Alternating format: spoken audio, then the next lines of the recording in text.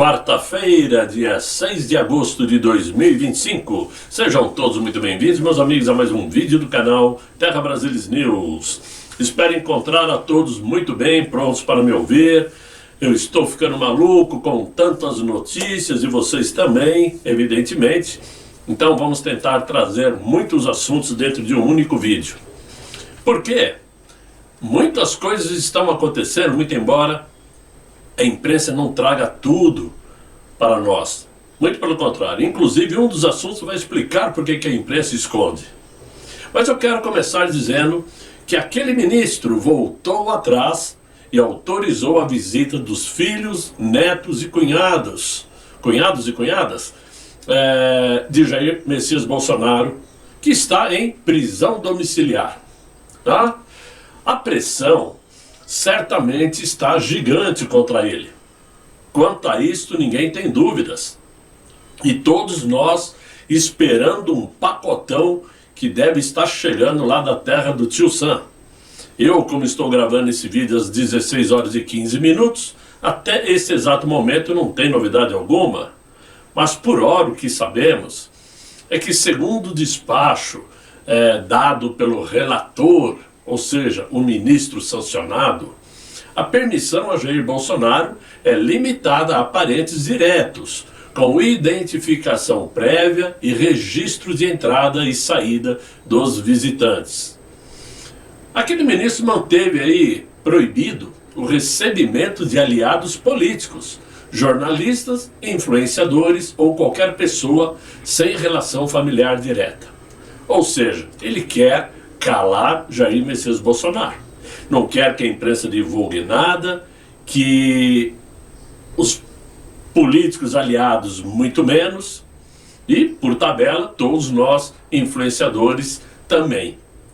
Eles não querem que Jair Bolsonaro tenha voz. Mas mesmo assim, a popularidade não cai. Não há meios de acabar com a popularidade do mito. Tanto é que nessa semana, todas as noites tem tido buzinaços em diversas cidades do país, aqui na Avenida Paulista, no Rio, em Brasília, e a tendência é aumentar.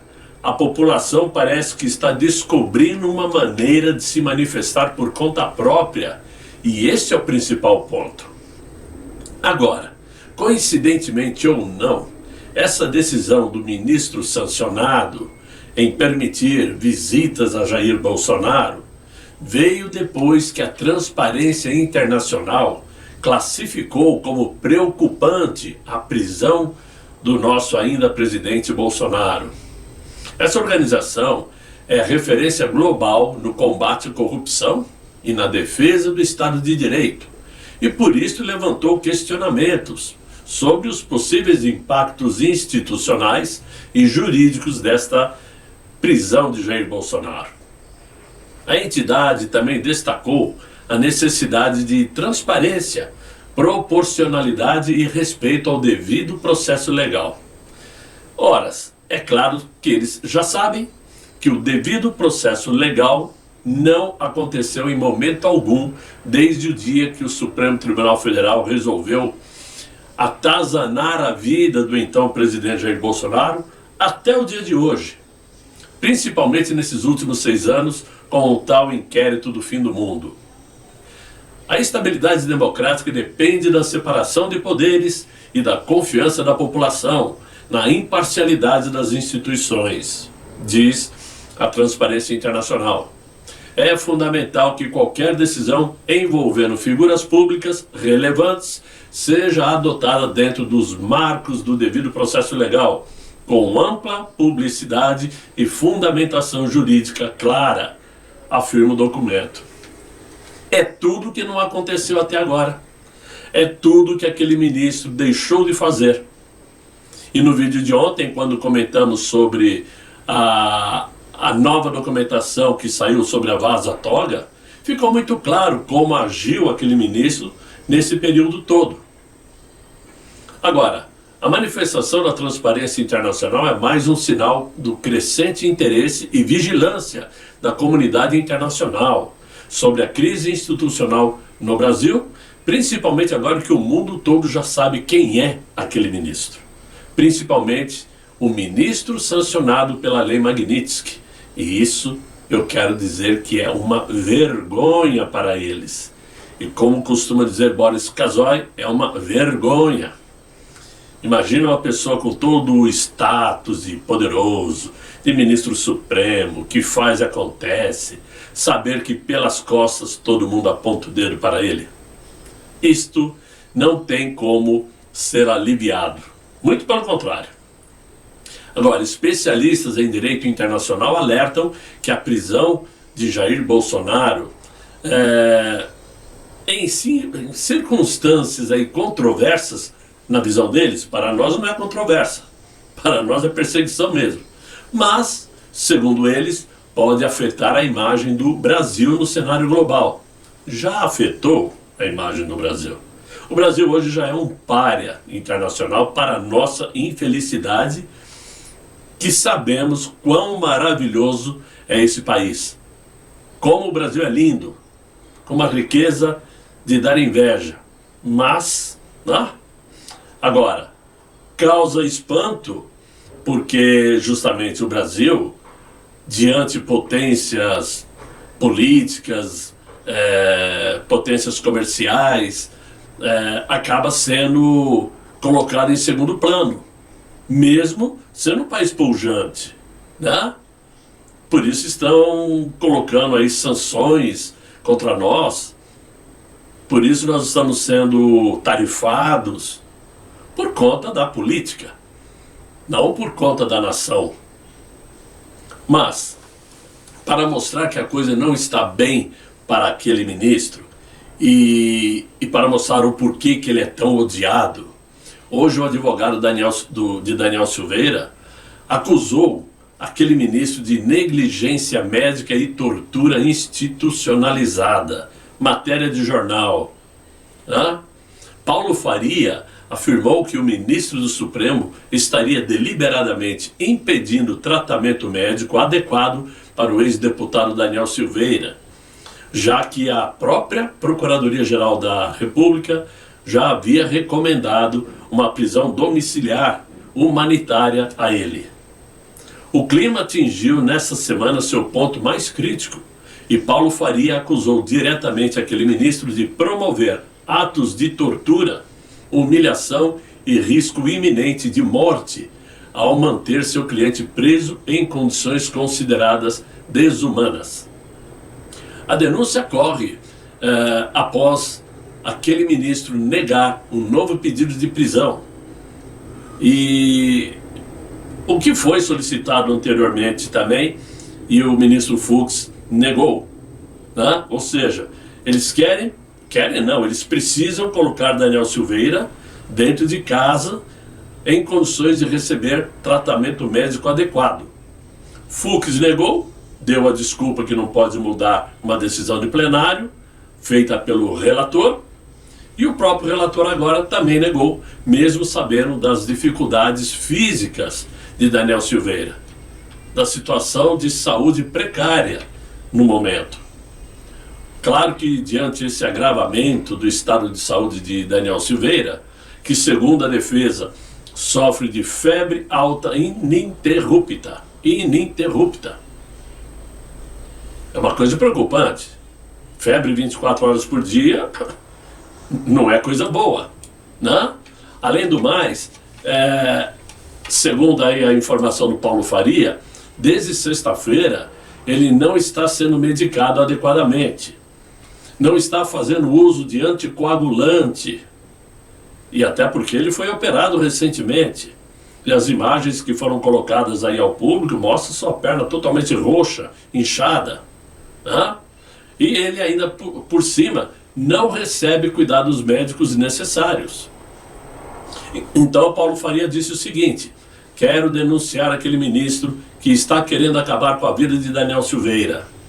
Quer que ele morra na prisão. É um torturador travestido de juiz, disse Faria em comunicado oficial.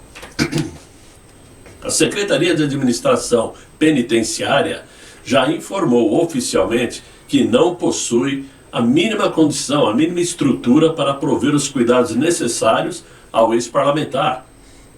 Mesmo assim, segundo o advogado Faria, o ministro Moraes, aquele ministro, né, Paulo?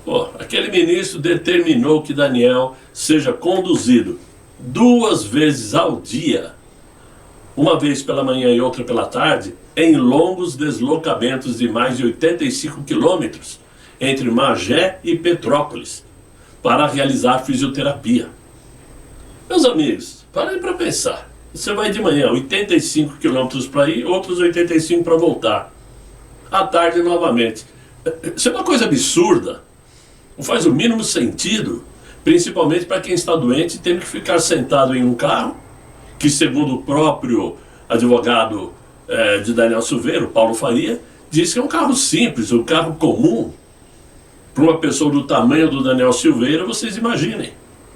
Não é um carinha pequeno, baixo. Muito pelo contrário, né? E, claro, o Paulo Faria afirmou que a própria Procuradoria-Geral da República já pediu para que o ministro permita que o Daniel cumpra a prisão domiciliar por razões humanitárias. Agora, na mesma nota, o advogado declarou que pretende levar essa denúncia a organismos internacionais, como a Corte Interamericana de Direitos Humanos e o Alto Comissariado das Nações Unidas para os Direitos Humanos.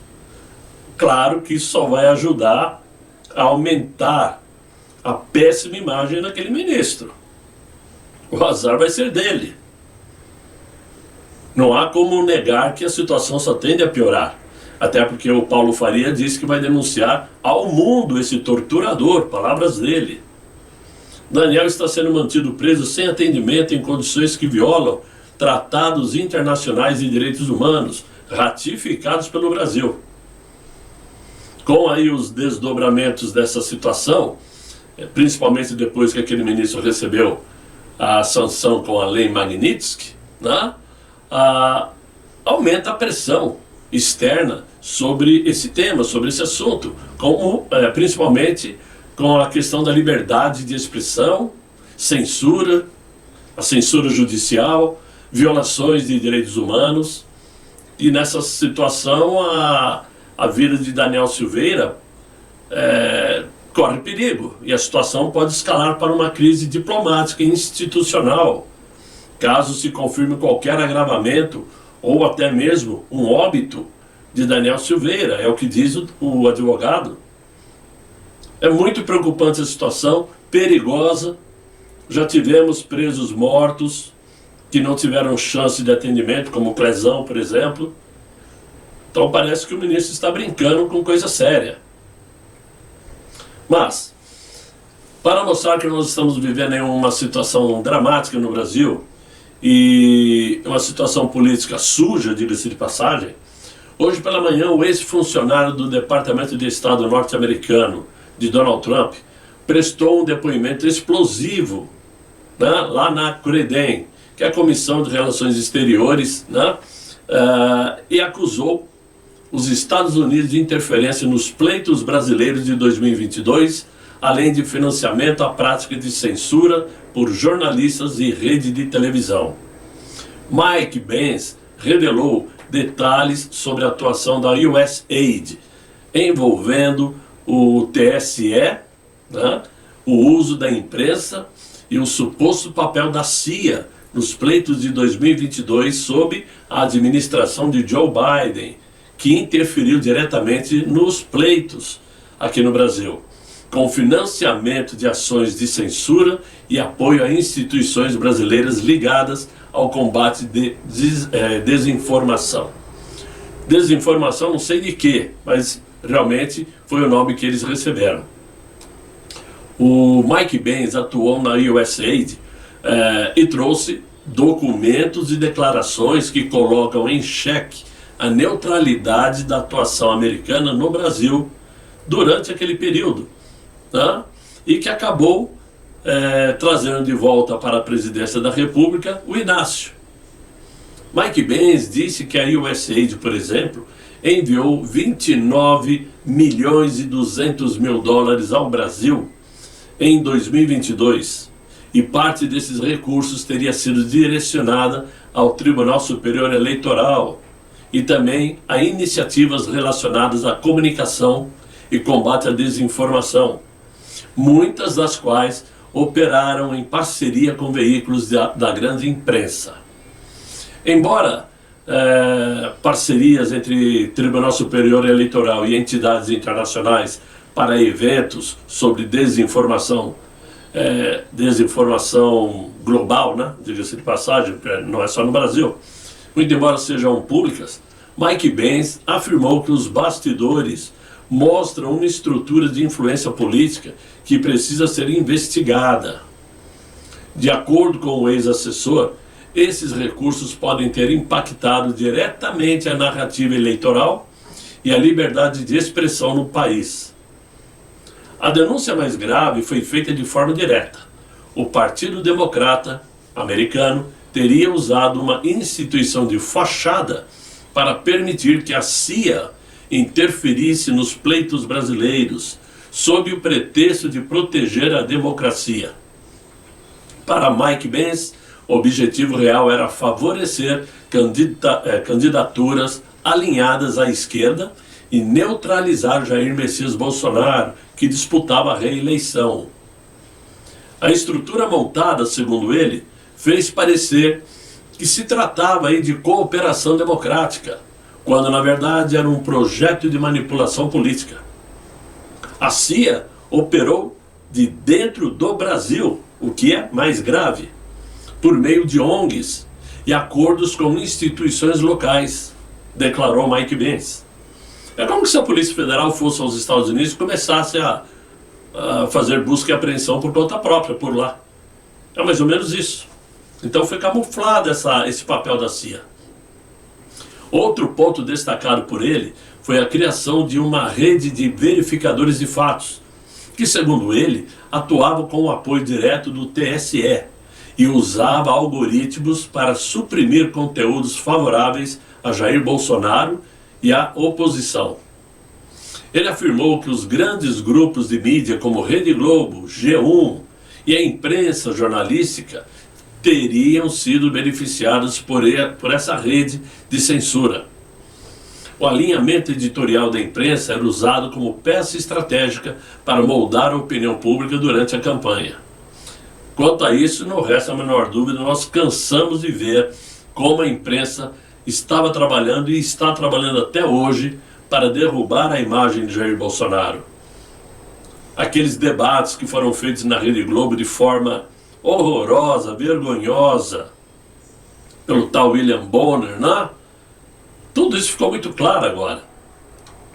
Mike Benz também revelou que quando Jair Bolsonaro assumiu o governo em 2019, os Estados Unidos mais que dobraram os recursos enviados ao Brasil, destinados à imprensa e agências de checagem. O valor, segundo ele, chegou a quase 70 milhões de dólares, o dobro que era tradicionalmente repassado pela USAID ao Brasil, para finalidades aí que também nunca foram muito bem explicadas, né? O financiamento foi usado para censurar, não para informar. Quando Bolsonaro deixou o cargo, os repasses voltaram ao patamar anterior. A motivação era política, denunciou ele. Em um trecho de grande repercussão, Mike Benz afirmou que a CIA teria solicitado pessoalmente ao então presidente Jair Bolsonaro que não questionasse os resultados dos pleitos. E disso todos nós sabemos, nós nos lembramos disso. E que o governo americano teria ajudado a instalar componentes eletrônicos nas máquinas brasileiras, levantando dúvidas sobre a integridade do sistema eleitoral no Brasil, além do grau de autonomia tecnológica brasileiro, diante de interesses estrangeiros.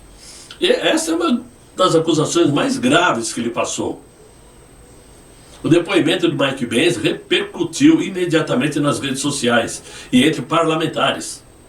Alguns pediram a instalação de uma comissão parlamentar de inquéritos para investigar a atuação da USAID e do TSE e o possível envolvimento da CIA. Essa situação também está sendo investigada lá nos Estados Unidos pelo governo americano. Os parlamentares da oposição classificaram o caso como gravíssimo e exigem transparência.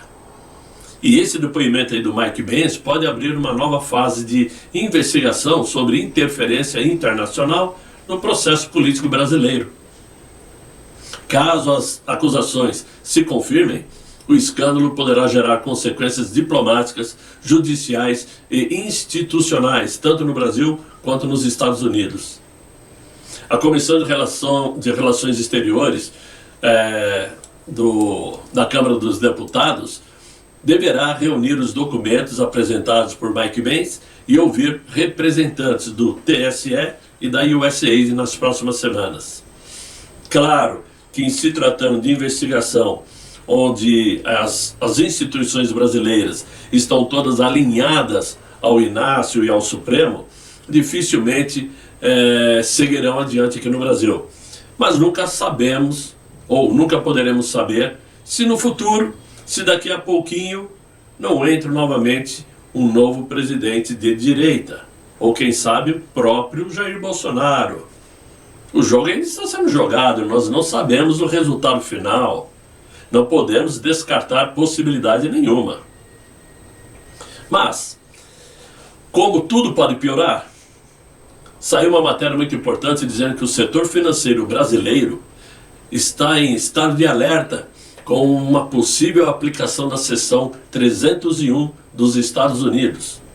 E escritórios de advocacia nos Estados Unidos já estão sendo procurados por bancos e fundos brasileiros que estão preocupados com sanções comerciais e investigações envolvendo o governo do Inácio, BRICS, Irã e triangulações com a Rússia. Vamos lembrar que Donald Trump já deu um prazo. Donald Trump e a União Europeia já deu um prazo para que cessem o comércio com a Rússia, porque poderemos sofrer uma sanção de 100% nos produtos brasileiros. O clima nos bastidores do mercado financeiro, na Faria Lima, por exemplo, é de apreensão. Grandes bancos e grupos de investimentos têm intensificado consultas a escritórios de advocacias especializados lá no território americano, diante o risco crescente de que o Brasil se torne alvo de uma investigação oficial do governo norte-americano, com base na chamada seção 301, que é o Trade Act de 1974. Fontes próximas às instituições financeiras indicam que o temor é que uma eventual ação dos Estados Unidos possa se transformar em sanções comerciais, tarifárias ou mesmo em restrições bancárias internacionais, o que é muito sério. Em um cenário similar, por exemplo, ao que aconteceu com a China em 2018, ou mais recentemente com ameaças feitas à França e à Índia, que se ajeitaram, se colocaram nos trilhos novamente, não é? Porque a seção 301 da Lei de Comércio dos Estados Unidos autoriza representantes de comércio americano a investigar e a tomar medidas unilaterais contra países que violem acordos comerciais internacionais, imponham práticas injustas ou discriminatórias, que limitem o comércio americano, especialmente em áreas como propriedade intelectual, por exemplo, liberdade de expressão, tecnologia e direitos de empresas americanas. Trata-se de um instrumento unilateral de pressão política e econômica, sem a necessidade de pedir autorização ao Congresso americano ou à própria OMC, que os Estados Unidos pouco se importa com eles. O Brasil está no radar, por conta de triangulações com o Irã e a Rússia, além de leniência com censura digital.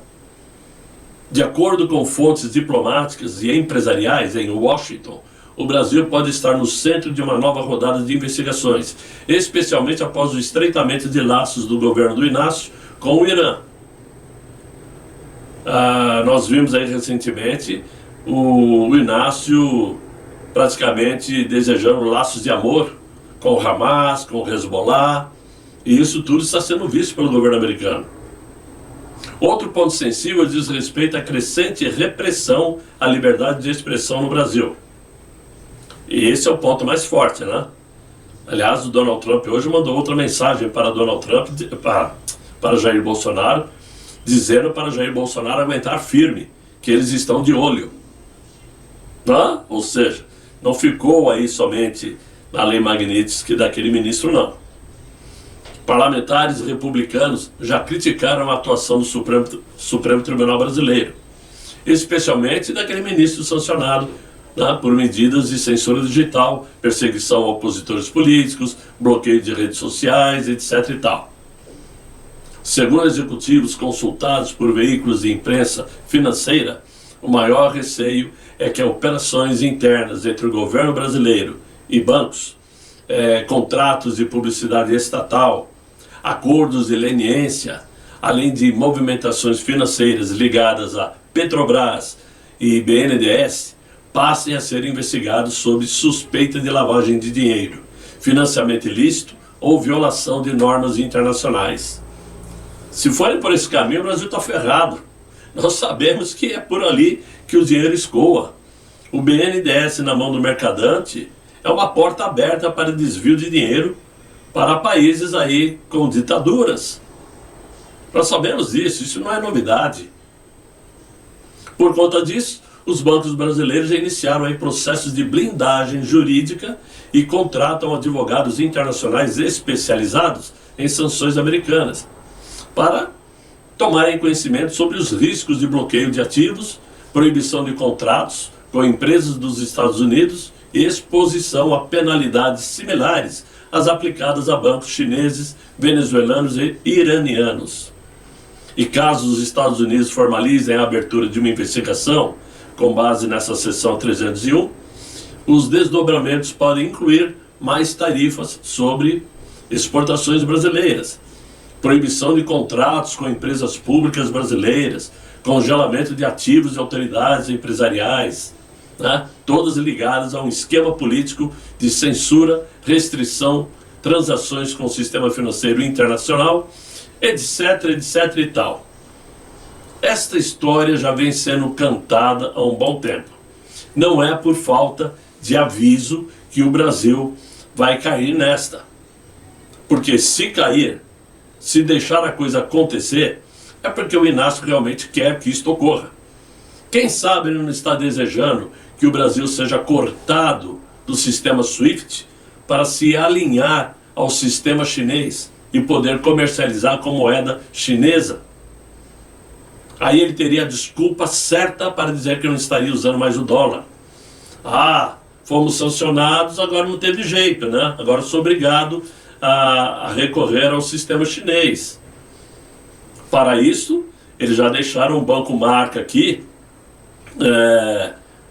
como se diz, se alinhar ao cartão chinês, cartão de crédito chinês, como via de escape. Vai saber, né? Tá só passando uma ideia na minha cabeça, mas de repente, de qualquer forma, meus amigos, esses são os assuntos do dia, são os principais assuntos a meu ver, e que eu queria trazer, que eu trouxe a vocês, né? Espero que vocês tenham gostado, espero que vocês deixem aí os likes. Você que está assistindo o vídeo e não está inscrito, por favor se inscreva, convidem os amigos para me acompanhar aqui no Terra Brasilis News e colaborem com o canal quem puder, e eu agradeço de antemão. Inclusive ao meu amigo Darcy. Muito obrigado, Darcy. Ok? Por hora, desejo a vocês um excelente final de noite, muito bom descanso e até amanhã, se Deus quiser. E Ele há de querer. Fiquem bem, fiquem com Deus. Tchau, tchau.